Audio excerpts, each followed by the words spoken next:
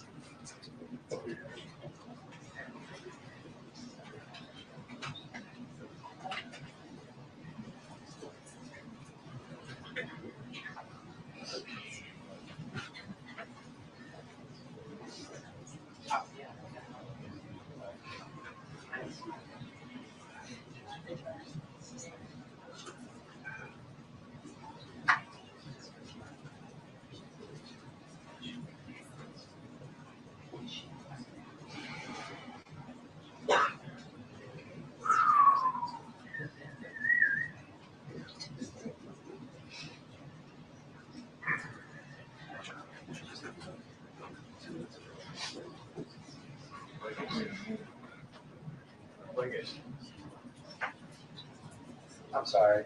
Pulse is great. Pulse is great.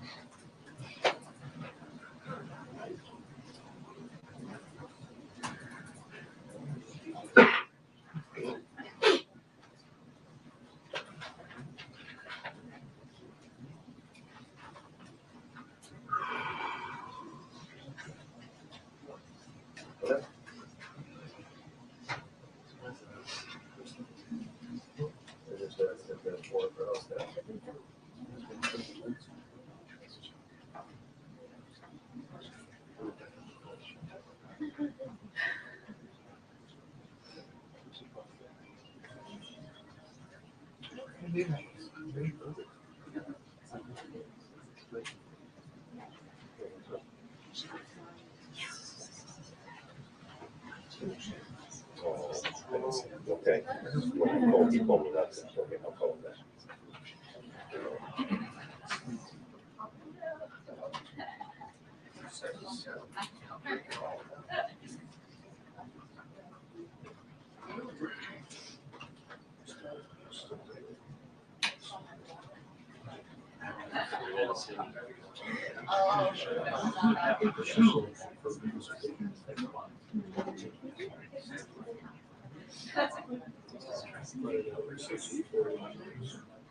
Nope.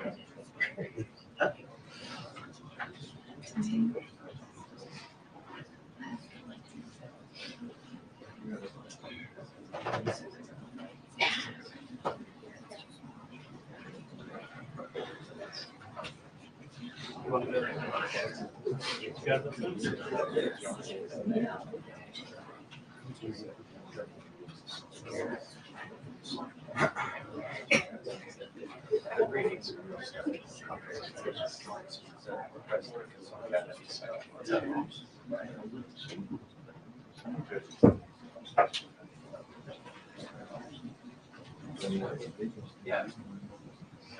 No, I just want to know. I haven't had a chance to check out the check and see if you should have.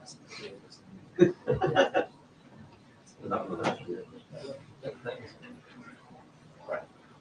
Just let her know, but then now you're not. If they want to send someone else, just to let me know. Otherwise, I need to change my plan. All right.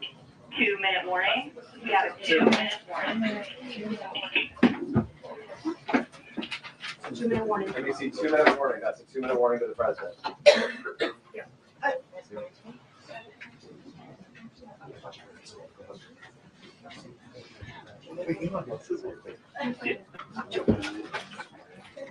Yeah, and Michelle, I'll just note that about 90 seconds ago, we got a 2-minute warning. So we are expecting to see the president here in the. And this is that's a 2-minute warning. Pretty soon. Yes, we have a They got 1 minute. I'm glad you're ready. I will, yeah, so I will say that, in a disaster, in a tragedy, I'm going to sit then, okay? leaders rise above whatever else they might be arguing about or disagreeing over. You saw this out in California with the wildfires, even though there were dramatic disagreements about even the facts of why water was unavailable, you still saw the president and members of Congress from opposing parties agreeing that they wanted to work together and do everything they could to help people who have been affected by those fires. And you have the same thing here, where there are multiple jurisdictions in what we call the DMV, DC, Maryland, and Virginia, and the federal government, the DC government, Virginia, and Maryland. They were all involved in search and rescue efforts and ultimately now recovery efforts, and working together. You had senators from, Republican senators from Kansas at the same press conference as Democratic senators from Virginia. And so coming together around this. And we're expecting President Trump to come into this room and deliver a message to the American people as the President of the United States, the President for all Americans and Americans. Sure, so we are expecting the President to walk out here to the briefing room at any moment now. It's his first time behind this podium since taking office for the second time. We anticipate he will be joined by others. The Secretary of Defense has arrived here at the White House as well. Back to you, Tony. And the door is open. He's welcome. Mr. President, welcome. Thank you very much. Thank you. I'd like to request a moment of silence for the victims and their families, please.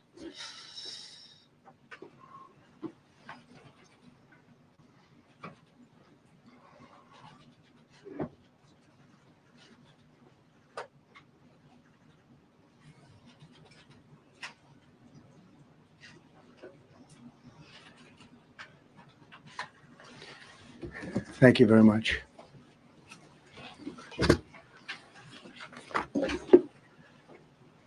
I speak to you this morning in an hour of anguish for our nation. Just before 9 p.m. last night, an American Airlines regional jet carrying 60 passengers and 4 crew collided with an Army Black Hawk helicopter carrying 3 military service members over the Potomac River in Washington, D.C., while on final approach to Reagan National Airport. Both aircraft crashed instantly and were immediately submerged into the icy waters of the Potomac. Real tragedy. The massive search and rescue mission was underway throughout the night, leveraging every asset at our disposal. And I have to say, the local, state, federal, military, including the United States Coast Guard in particular, they've done a phenomenal job. So quick, so fast. It was mobilized immediately. The work has now shifted to a recovery mission. Sadly, there are no survivors.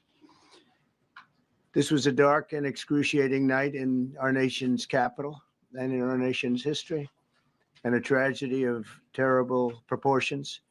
As one nation, we grieve for every precious soul that has been taken from us so suddenly.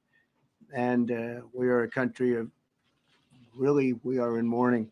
This is really shaken a lot of people, including people very sadly from other nations who were on the flight. For the family members back in Wichita, Kansas, here in Washington, D.C., and throughout the United States and in Russia, we have a Russia contingent, some very talented people. Unfortunately, were on that plane. Very, very, very sorry about that. Whose loved ones were aboard the passenger jet. We can only begin to imagine the agony that you're all feeling. Nothing worse. On behalf of the First Lady, myself, and 340 million Americans, our hearts are shattered alongside yours, and our prayers are with you now and in the days to come. We'll be working very, very diligently in the days to come. We're here for you to wipe away the tears and to offer you our devotion, our love, and our support. There's great support. In moments like this, the differences between Americans fade to nothing compared to the bonds of affection and loyalty that unite us all, both as Americans and even as nations. We are one family, and today we are all heartbroken. We're all searching for answers. That icy, icy Potomac, it was a cold, cold night, cold water. We're all overcome with the grief for many who have so tragically perished, will no longer be with us. Together we take solace in the knowledge that their journey ended not in the cold waters of the Potomac, but in the warm embrace of a loving God. We do not know what led to this crash, but we have some very strong opinions and ideas, and I think we'll probably state those opinions now. Because over the years I've watched as things like this happen and they say, well, we're always investigating, and then the investigation 3 years later, they announce it. We think we have some pretty good ideas, but we'll find out how this disaster occurred and we'll ensure that nothing like this ever happens again.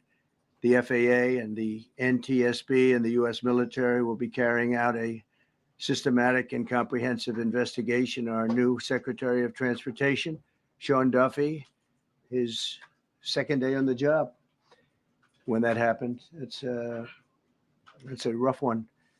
We'll be working tirelessly. He's a great gentleman. The whole group these are great people, and they are working tirelessly to figure out exactly what happened. We will state certain opinions, however. I'm also immediately appointing an acting commissioner to the FAA, Christopher Rocheleau, a 22-year veteran of the agency, highly respected.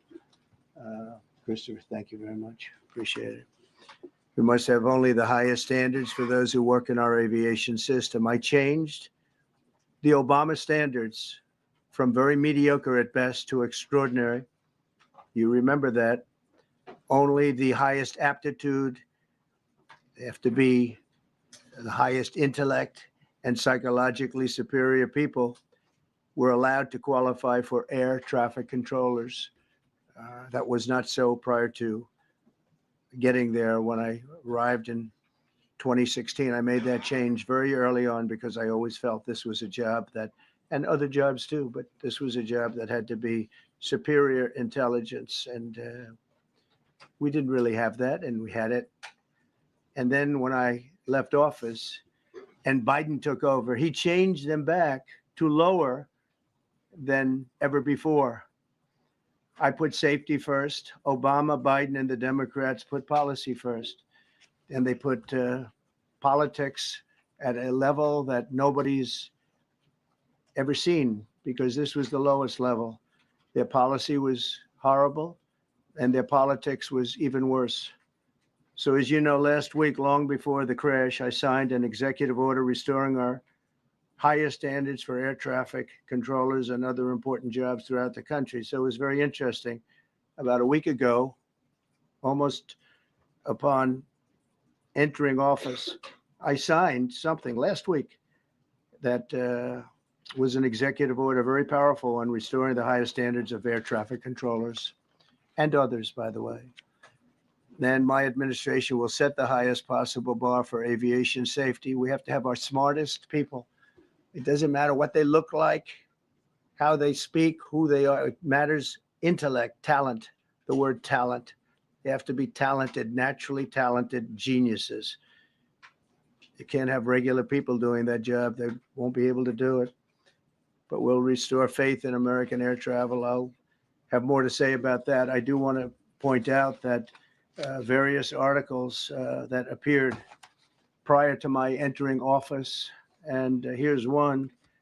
The FAA's diversity push includes focus on hiring people with severe intellectual and psychiatric disabilities. That is amazing. And then it says FAA says people with severe disabilities are most underrepresented segment of the workforce, and they want them in, and they want them, they can be air traffic controllers. I don't think so.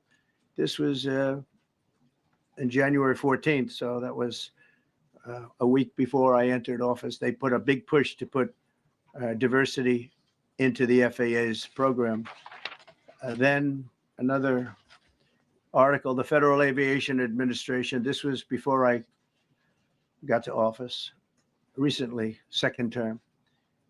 The FAA is actively recruiting workers who suffer severe intellectual disabilities, psychiatric problems, and other mental and physical conditions under a diversity and inclusion hiring initiative spelled out on the agency's website. Can you imagine? These are people that are, I mean, actually, their lives are shortened because of the stress that they have brilliant people have to be in those positions. And their lives are actually shortened, very substantially shortened because of the stress where you have many, many planes coming into one target. And you need a very special talent and a very special genius to be able to do it. Targeted disabilities are those disabilities that the federal government, as a matter of policy, has identified for special emphasis in recruitment and hiring. The FAA's website states they include hearing, vision, missing extremities, partial paralysis, complete paralysis, epilepsy, severe intellectual disability, psychiatric disability, and dwarfism all qualify for the position of a controller of airplanes pouring into our country, pouring into a little spot, a little dot on the map, a little runway. The initiative is part of the FAA's diversity and inclusion hiring plan. Think of that. The initiative is part of the FAA's diversity and inclusion hiring plan, which says diversity is integral to achieving FAA's mission of ensuring safe and efficient travel. I don't think so. I think it's just the opposite. The FAA website shows that the agency's guidance on diversity hiring were last updated on March 23rd of 22. They wanted to make it even more so. And then I came in, and I assume maybe this is the reason. The FAA, which is overseen by Secretary Pete Buttigieg, a real winner. That guy's a real winner. Do you know how badly everything's run since he's run this Department of Transportation? He's a disaster. He was a disaster as a mayor. He ran his city into the ground, and he's a disaster now. He's just got a good line of bullshit. The Department of Transportation is government agency charged with regulating civil aviation. Well, he runs it, 45,000 people, and he's run it right into the ground with his diversity. So I had to say that it's terrible. Then it's a group within the FAA, another story, determined that the workforce was too white, that they had concerted efforts to get the administration to change that and to change it immediately. This was in the Obama administration just prior to my getting there. And we took care of African Americans, Hispanic Americans. We took care of everybody at levels that nobody's ever seen before. It's one of the reasons I won. But they actually came out with a directive too white. And we want the people that are competent. But now we mourn and we pray and would like to ask all Americans to join me in a moment of silence as we ask God to watch over those who have lost their lives and bring comfort to the loved ones. And I just want to say God bless everyone in this room. This has been a terrible, very short period of time. We'll get to the bottom of it. So we all saw the same thing. We've seen it many times. I've had the honor of hearing tapes. Tapes are scary, very scary tapes. You had a airliner coming in, American Airlines. He was doing everything right. He was on track. He was the same track as everybody else. They came in. It's probably the same track as they've had for 25 years or more. He's coming in the path. And for some reason, he had a helicopter that was at the same height, obviously when they hit, but pretty much the same height, and going at an angle that was unbelievably bad. When the air traffic controller said, do you see, he was talking about, do you see him? But there was very little time left when that was stated. And then also he said, follow him in. And then almost immediately after that, seconds after that, there was the crash that took place. Well, you follow him in, that means like everything's fine. Follow him in. You had a pilot problem from the standpoint of the helicopter. I mean, because it was visual. It was a very clear night. It was cold, but clear, and clear as you could be. The American Airlines plane had lights blazing. They had all of their landing lights on. I could see it from the Kennedy Center tape. We had a tape up on the Kennedy Center. That seems to be the primary. That's why I'm sure we'll see other tapes because it's such a an area where there are a lot of cameras looking up into the air, into space. So we'll probably see many other shots of it before too much time goes by. But we had a situation where you had a helicopter that had the ability to stop. I have helicopters. You can stop a helicopter very quickly. It had the ability to go up or down. It had the ability to turn. And the turn it made was not the correct turn, obviously. It did somewhat the opposite of what it was told. We don't know that would have been the difference because the timing was so tight. It was so little. There was so little time to think. But what you did have is you had vision. The helicopter had vision of the plane because you had vision of it all the way, perfect vision of it all the way from at Kennedy Center where the tape was taken. And for some reason, there weren't adjustments made. Again, you could have slowed down the helicopter substantially. You could have stopped the helicopter. You could have gone up. You could have gone down. You could have gone straight up, straight down. You could have turned. You could have done a million different maneuvers. For some reason, it just kept going and then made a slight turn at the very end. And by that time, it was too late. They shouldn't have been at the same height.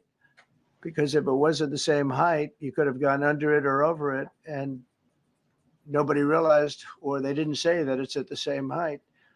At the same height, it still wouldn't have been great, but you would have missed it by quite a bit. Could have been 1,000 feet higher. It could have been 200 feet lower, but it was exactly at the same height, and somebody should have been able to point that out. So all of this is going to be studied, but it just seems to me from couple of words that I like to use, the words common sense. Some really bad things happened, and some things happened that shouldn't have happened. So you had a helicopter going in an identical direction. You had a helicopter that was at the exact same height as somebody going in essentially the opposite direction. You had a plane that was following a track, which is a track that every other plane followed. And I don't imagine, I know I've heard today that they might have been following the preceding plane, which was pretty close, but not that close, the preceding plane. But you wouldn't have even been able to see that because of the direction that the helicopter was coming in at. So you had a confluence of bad decisions that were made. And you have people that lost their lives, violently lost their lives. We're going to take a few questions. I'd like to ask our new Secretary of Transportation to say a few words. Sean Duffy, great gentleman, just started.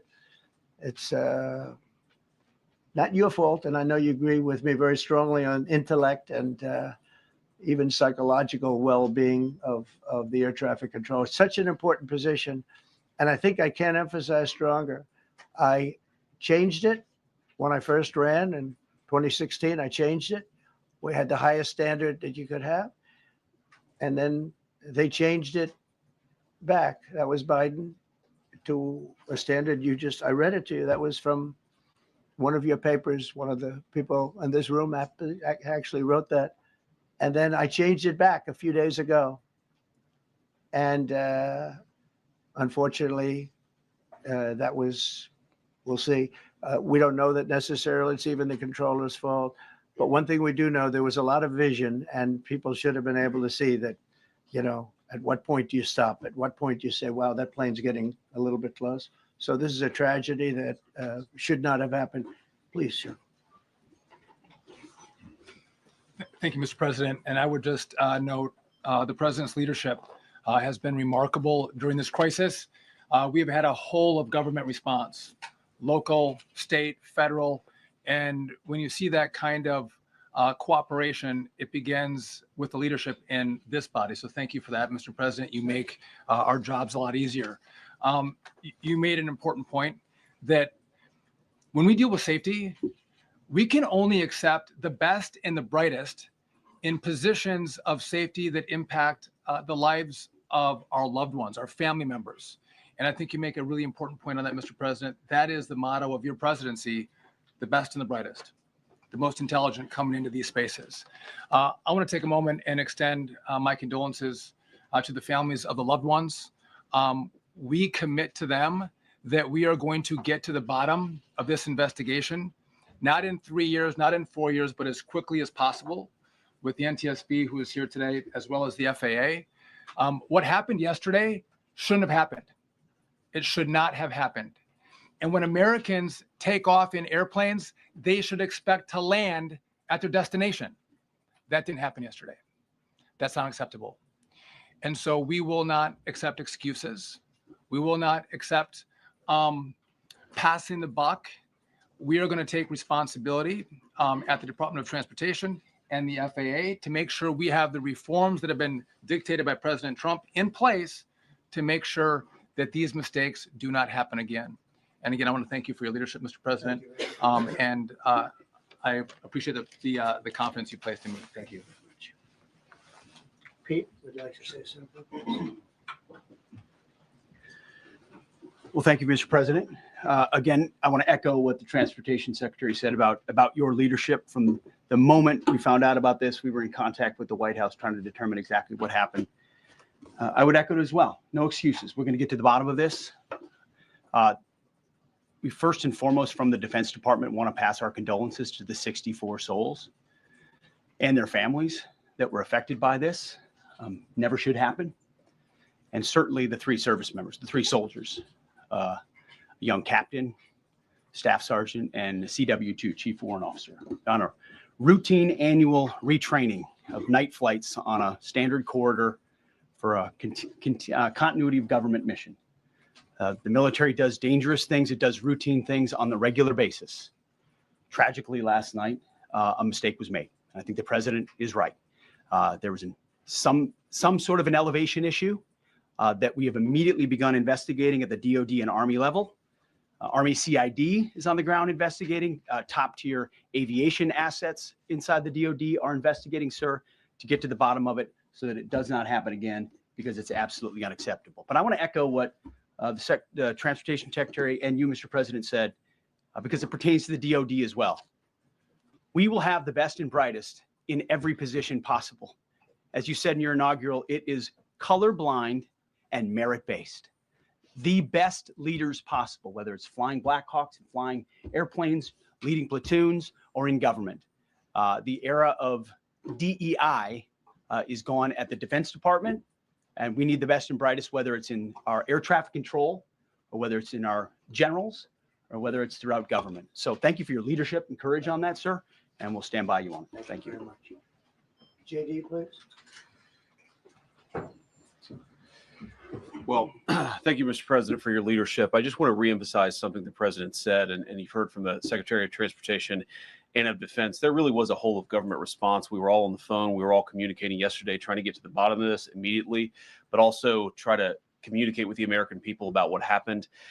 Something the president said that I think bears reemphasizing, which is that when you don't have the best standards in who you're hiring, it means on the one hand, you're not getting the best people in government, but on the other hand, it puts stresses on the people who are already there.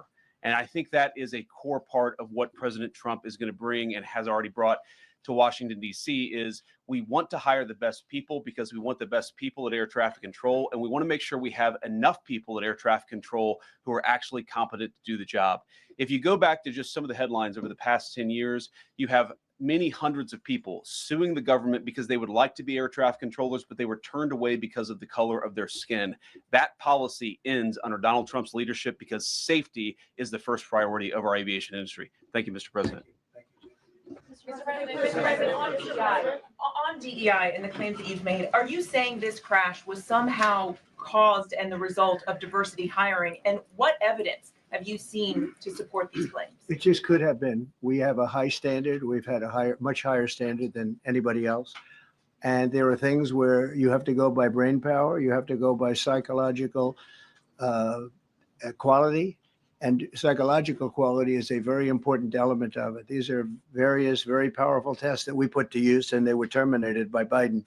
And Biden went by a standard that's the exact opposite. So we don't know, but we do know that you had 2 planes at the same level. You had a helicopter and a plane. That shouldn't have happened. And we'll see. We're going to look into that. We're going to see. But certainly for an air traffic controller, we want the brightest, the smartest, the sharpest. We want somebody that's psychologically superior. And that's what we're going to have. Yeah. Yeah, please, go ahead. Mr. President, you mentioned at the top of the briefing that there were several Russian nationals on the flight. Yes. Will the U.S. government be willing to facilitate the transfer of their remains, considering Yes, we the will. fact there is no direct air travel between the two countries? We've already been in contact with Russia, and the answer is yes, we will facilitate. Yes. Please, go ahead. Thank you, Mr. President. The situation in the Democratic Republic of the Congo is getting worse, even though President John Lorenzo has been mediating the conflict between Rwanda and the Democratic Republic of the Congo because he wants to bring peace and stability. The situation is really bad right now. I want to hear from Mr. President if you have any plan in the future to bring peace in the Well, you're Democratic asking me a Republic question of the about Congo. Rwanda, and it is a very serious problem. I agree, but I don't think it's appropriate right now to talk about it, but it is a very serious problem. Do you even yet know the names of the 67 people who were killed? And you are blaming Democrats and DEI policies and air traffic control and seemingly the member of the U.S. military who was flying that Black Hawk helicopter. Don't you think you're getting ahead of the investigation right now? No, I don't think so at all. I don't think with the names of the people, you mean the names of the people that are on the plane? You think that's going to make a difference? Does it comfort their families? They to are hear you a blaming group of DEI people that have policies? lost their lives. If you want a list of the names, we can give you that. We'll be giving that very soon. We're in coordination with American Airlines. We're in coordination very strongly, obviously, with the military. But I think that's not a very smart question. But are you I'm blaming, surprised coming from are you. you blaming air traffic? Please, Thank you. please. Thank you, President Trump. Thank you for being here. Based on your analysis so far, do you have a sense of who is at fault? If it was the plane, the helicopter, air traffic control, and can you assure people that it is safe to fly in and out of DC? Well, I've given you the analysis, and the analysis was, it was based on vision. You had a lot of people that saw what was happening. You had some people that knew what was happening. There was some warnings, but the warnings were given very, very late. You know, those warnings were given very late. It was almost as they were given. A few seconds later, there was the crash. It should have been brought up earlier. But the people in the helicopter should have seen where they were going. I can't imagine people with 20/20 vision not seeing, you know, what's happening up there. Again, they shouldn't have been at the same height. You're going in reverse directions or sideway directions. Obviously, you want to be at different heights. I see it all the time when I'm flying. You have planes going in the opposite. They're always lower. We're higher. So if somehow there's a screw up, there's not going to be a tragedy. It'll be close, but you know, there's never going to be a tragedy if you're at a different elevation. For whatever reason, they were at the same elevation. And also, from the American Airlines Center, he's along the track that every plane is along. You say, what was a helicopter doing in that track? It's very sad. But visually, somebody should have been able to see and taken that helicopter out of play, and they should have been at a different height. Thank you, sir. You mentioned the Russians that were on board that plane. What other nationalities were on board that passenger? There were a couple of others. We're going to be announcing it in about an hour. We have some very specific information. We're calling the countries. We've spoken to most of them, but there were some other countries represented. Spoken to President Putin? I have not, no. Not about this. On your executive order, you've already issued an executive order you say will restore aviation safety. Right. This crash happened after that. Was the executive order successful, and what more needs to change to keep people safe? Well, you know, we issued it 3 days ago, and we're in the process of making those changes. This is something that should have been done a long time ago. Actually, my original order should have never been changed, and I think maybe you wouldn't have had this problem. Maybe. Yeah, please, go Yes, ahead. thank you. We see like everyday life that very often those diversity hires cause sometimes issues, as you just mentioned. So what plan do you have? Are we going to see some fire? Are you going to fire some of those diversity hire in the federal government? What plan do you have? I would say the answer is yes. If we find that people aren't mentally competent, you see the language. The language is put out by them. And if you see that, I'm not going to bore you by reading it again, but these are not people that should be doing this particular job. They'd be very good for certain jobs, but not people that should be doing this particular job. Mr. President, you have today blamed the diversity elements, but then told us that you weren't sure that the controllers made any mistake. You then said perhaps the helicopter pilots were the ones who made the mistake. It's all under investigation. I understand that. That's why I'm trying to figure out how you can come to the conclusion right now that diversity had something to do with this crash. Because I have common sense, okay? And unfortunately, a lot of people don't. We want brilliant people doing this. This is a major chess game at the highest level. When you have 60 planes coming in during a short period of time, and they're all coming in different directions, and you're dealing with very high-level computer work and very complex computers. And one of the other things I will tell you is that the systems that were built, I was going to rebuild the entire system, and then we had an election that didn't turn out the way it should have. But they didn't build the systems properly. They spent a lot of money renovating a system, spending much more money than they would have spent if they bought a new system for air traffic controllers, meaning the computerized systems. There are certain companies that do a very good job. They didn't use those companies. They used companies that should not have been doing it. No, I think it's very important to understand that for some jobs, and not only this, but air traffic controllers, they have to be at the highest level of genius. Okay. I want to ask you about the ice skaters in a moment because the U.S. Ice Skating Committee was affected. But first, if I can, the cited FAA text that you read is real. But the implication that this policy is new or that it stems from efforts that began under President Biden or the Transportation Secretary Pete Buttigieg is demonstrably false. It's been on the FAA's website. That, you? No, it's on the website, the FAA's website. It was there in 2013. It was there for the entirety. What I read. It was there for the entirety of your administration too. So my question is, why didn't you change the policy during your first administration? I did change it. I changed the Obama policy, and we had a very good policy. And then Biden came in and he changed it. And then when I came in 3 days ago, I signed a new order bringing it to the highest level of intelligence. Okay. It was on the website. Please. Quiet. Welcome back to the, I'm sorry. You mentioned that a vision was probably the problem that was at issue in this crash. There's been some reports that one of the pilots in the helicopter may have been using night vision equipment. Was there any? I heard that. We don't know. We're going to know that pretty soon.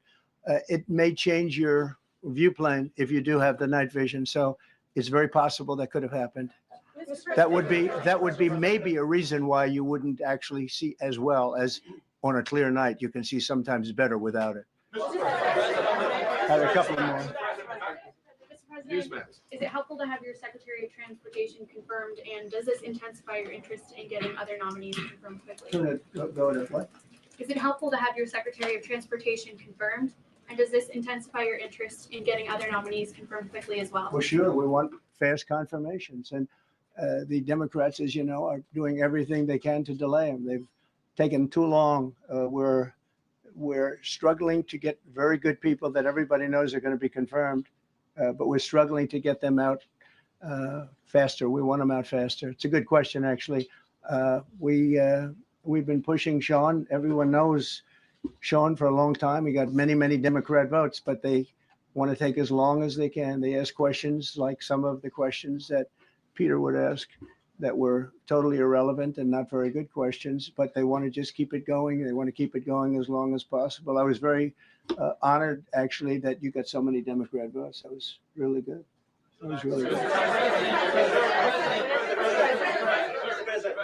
When I try to meet with the families, and second question, is it your impression that military training was done during that time? The what? The training that the helicopter was involved in.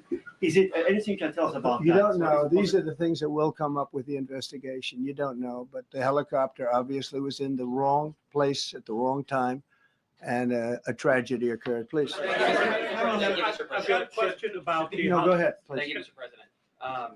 You've been critical of the current regulations, and you've called for big reforms at FAA.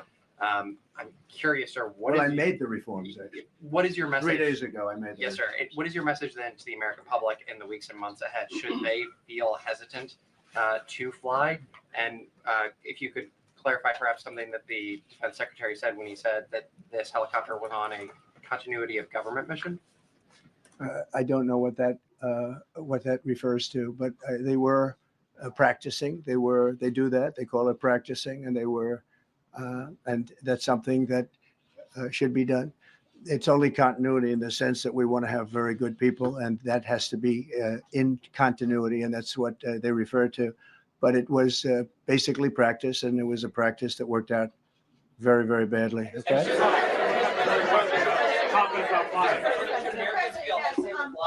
On his question, the first question, should people be hesitant to fly right now? No, not at all. I've not hesitated to fly. This is something that it's been many years that something like this has happened, and the collision is just something that we don't expect ever to happen again. We are going to have the highest level people. We've already hired some of the people that you've already hired for that position long before we knew about this. I mean, long before. From the time I came in, we started going out and getting the best people because I said it's not appropriate what they're doing. I think it's a tremendous mistake. You know, they like to do things and they like to take them too far, and this is sometimes what ends up happening. Now, with that, I'm not blaming the controller. I'm saying there are things that you could question, like the height of the helicopter, the height of the plane being at the same level and going in opposite directions. It's not a positive.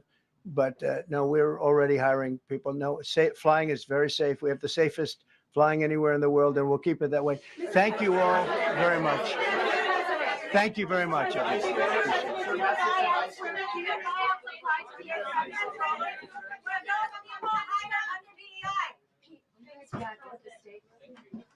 Secretary,